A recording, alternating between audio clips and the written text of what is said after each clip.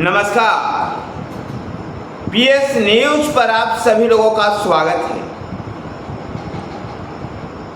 आज चर्चा करते हैं इस वीडियो में चुनावी राज्यों की। जैसा कि साथियों आप सभी लोग जानते हैं कि अभी कुछ महीने बाद ही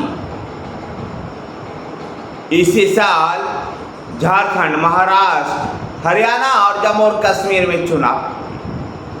और चर्चा इन्हीं चारों राज्यों की करते हैं। इन चार राज्यों की राजनीति किस तरह से चल रही है, इसी की चर्चा करते हैं।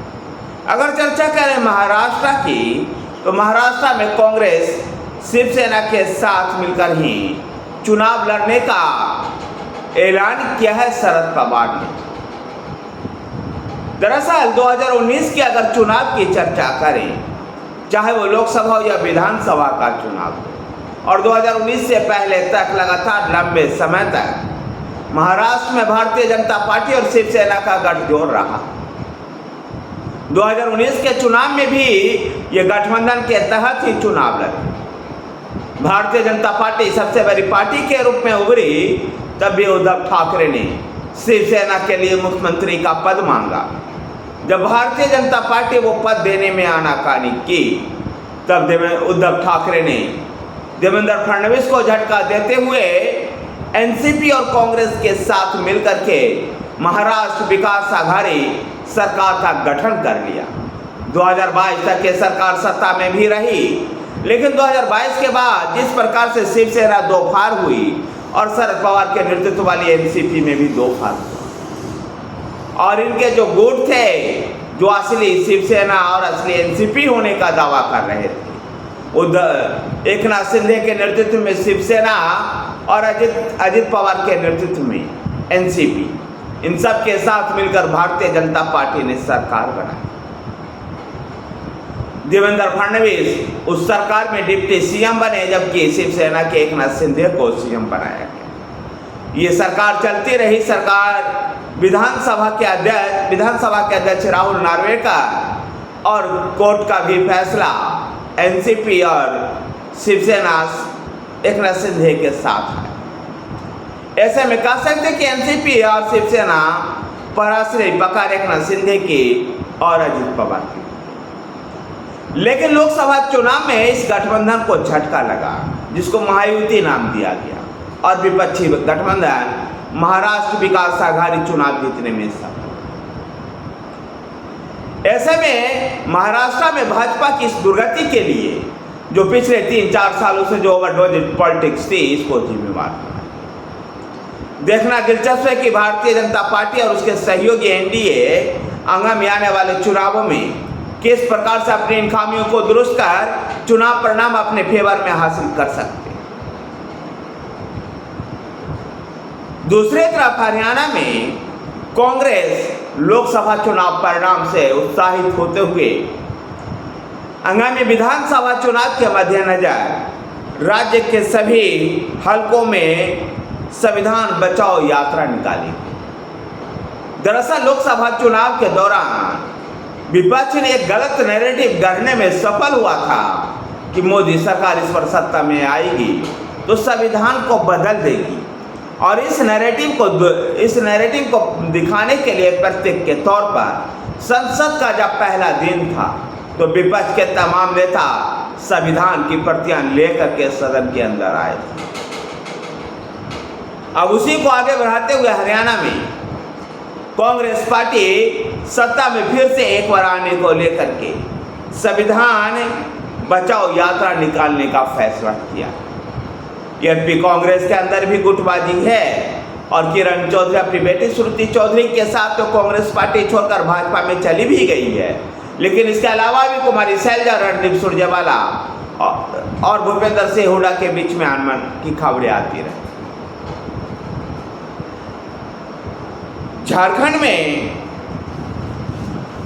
जेल से रिहाई के बाद शिबू सोरेन लगातार आक्रामक नजर आ रहे हैं, और शिबू सोरेन भारतीय जनता पार्टी को ये चुनौती देते हैं तो वो झारखंड में जल्द चुनाव करवाए।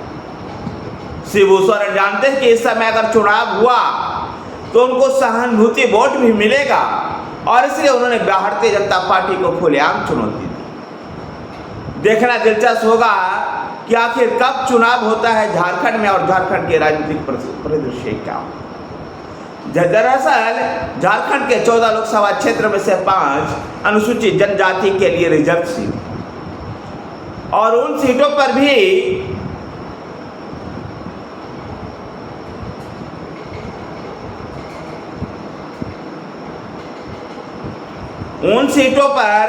कांग्रेस और झारखंड मुक्ति मोर्चा का गठबंधन चुनाव जीतने में सफल। और वो 5 सीट जो आदिवासी बहुल क्षेत्र था वहां पर भारतीय जनता पार्टी खाता भी नहीं खोल पाई और ये भारतीय जनता पार्टी के लिए चिंता का विषय है। यद्यपि मोहन चरण मांझी के सीएम बना देने के बाद थोड़े से शेड्यूल्ड ट्राइब्स के लोगों के बीच में, अनुसूचित जनजाति के लोगों के बीच में, आदिवासियों के बीच में भारतीय जनता पार्टी के लिए स्वीकृति में बढ़ोतरी होगी। जम्मू और कश्मीर में कांग्रेस और नेशनल कॉन्फ्रेंस दोनों ही एक दूसरे का बैसाखी बनने को तैयार,